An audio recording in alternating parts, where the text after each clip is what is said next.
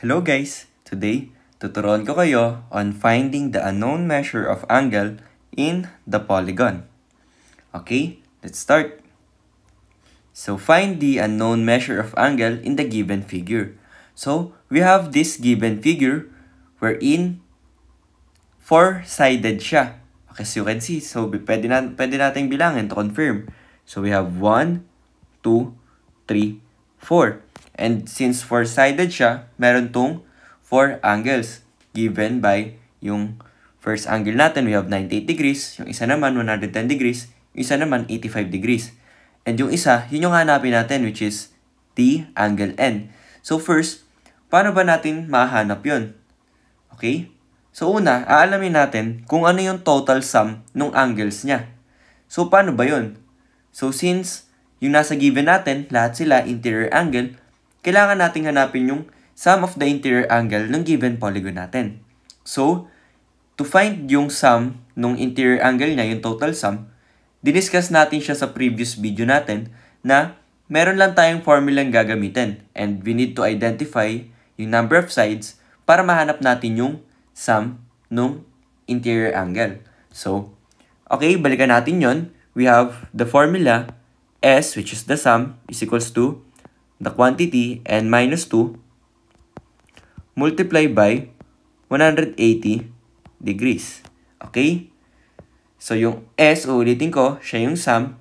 And itong N, yan yung number of sides.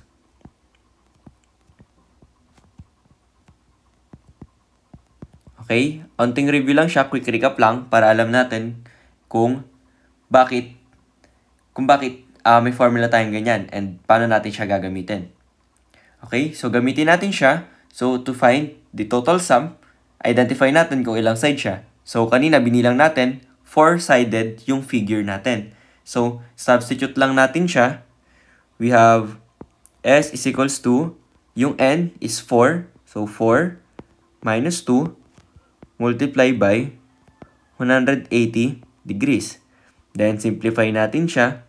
We have 4 minus 2, which is 2 multiplied by 180 degrees. And finally, 2 times 180 degrees is just 360 degrees. So, ito na yung sum nung ating interior angle. So, ano nga ba yung kahalagahan yan? Bakit natin siya hinanap? So, hinanap natin siya dahil gamit itong total sum niya, makakompute na natin or we can calculate for the unknown measure ng angle sa given figure natin. So, paano nga ba yun? So, ang gagawin lang natin, since yung total sum is 360 degrees, ibig sabihin, yung lahat ng interior angle na given, kapag pinag-add natin sila lahat, dapat 360 degrees yung lalabas na total sum nila. So, paano yun? Ang gagawin natin, i-add natin lahat ng given angle.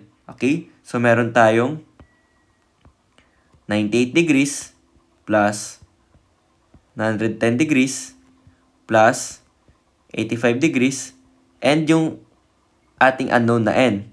So, dapat lahat daw yan ng equals is eto, 360 degrees. So, lalagay natin siya sa equal side na which is 360 degrees. So, ayan, ganyan yung equation natin. We can simplify this further para mahanap natin yung value ng N or yung nawawalang angle natin. So, add natin to.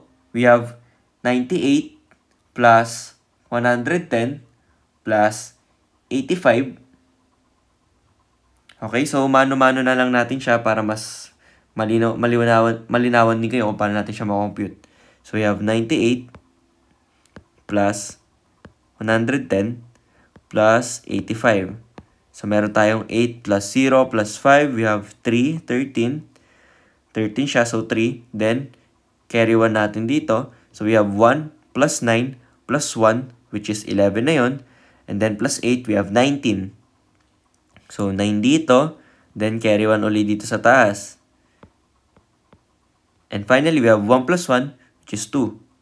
So, ang total na itong given natin dito sa left side is 293 degrees plus N equals 360 degrees. Okay? Ngayon, to find yung unknown n natin, okay, kailangan siya lang yung may iwan dito sa left side natin. Kailangan matanggal natin yung 293 degrees dyan. So, paano gagawin natin? So, both side, magma-minus tayo ng 293 degrees. Dito din sa ating right side. So, finally, ito, makakancel to dahil 293 minus 293, 0 na lang siya. And then, ang matitira is n. So, we have 360 minus 293, which is 67 degrees. So, ganun lang siya kadali. Ayan na yung value ng n natin, 67 degrees.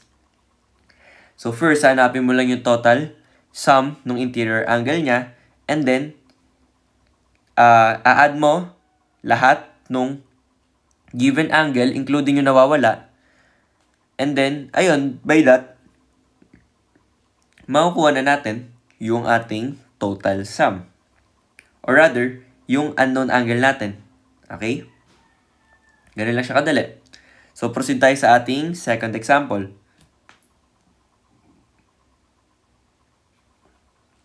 So, for our second example, ganun lang uli siya. Meron tayong given figure and merong isang nawawalang angle, which is denoted by this n. Okay? So, same as sa kanina. So, first, we need to identify yung total sum ng interior angle niya. Okay? So, meron ulit tayo anong formula na S is equals to n minus 2 multiply by 180 degrees.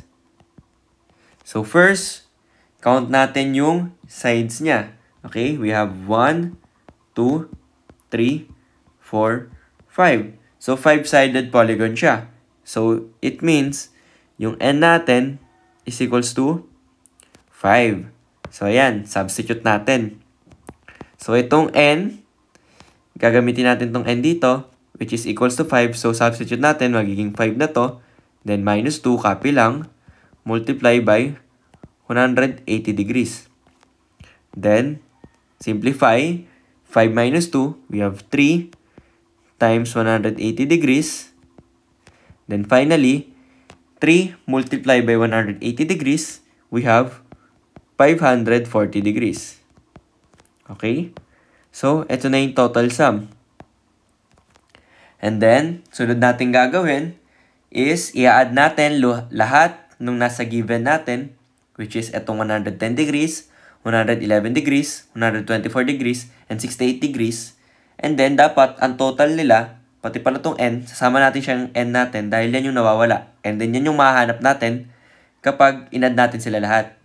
Ito total natin siya sa 540 degrees. Okay, sulat natin para mas maintindihan nyo yung sinasabi ko.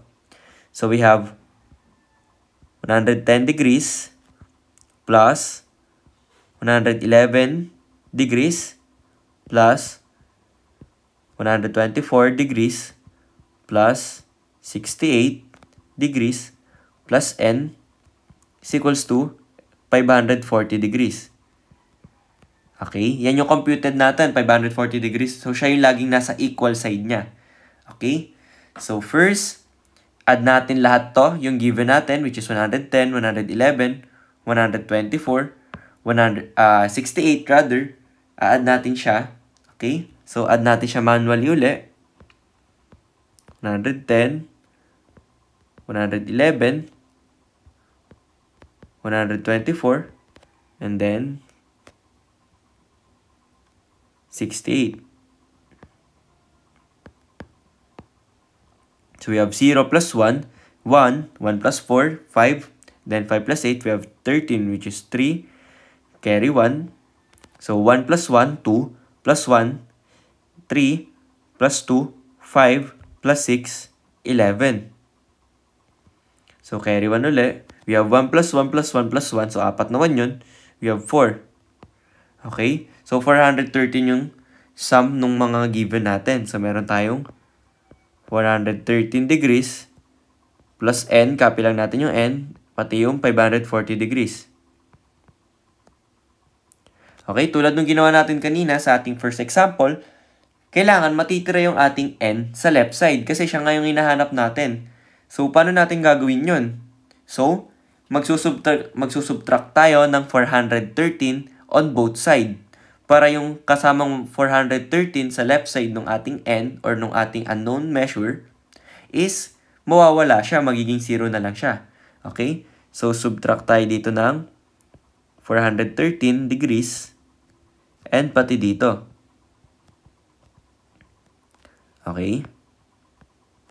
Then finally, ito magiging 0 siya kasi 413 minus 413, 0 lang siya. And then may matitira tayong n, which is yung unknown natin. So, 540 minus 413 is 127 degrees. So, ito na yung value ng angle ng unknown measure natin sa given figure natin. Okay? Maliwanag ba yun? Okay, proceed tayo. Okay, ito for our third and last example, no? To assess kung talagang naiintindihan nyo kung paano yung naging process natin sa dalawang example natin, hahayaan ko kayong sagutan to and kindly comment down sa ating chat box sa ibaba kung ano yung sagot ninyo. And let's see kung tama ba. Ngayon, kung medyo nalilito pa rin kayo or medyo hindi nyo pakuha yung proseso ng pagkuha ng unknown measure natin, pwede nyong balikan unang-una kung paano muna kukunin yung sum ng interior angle ng isang polygon.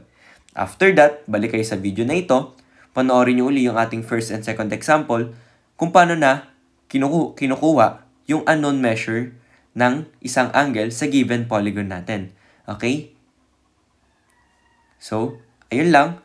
I hope may natutunan kayo and maraming salamat sa panonood.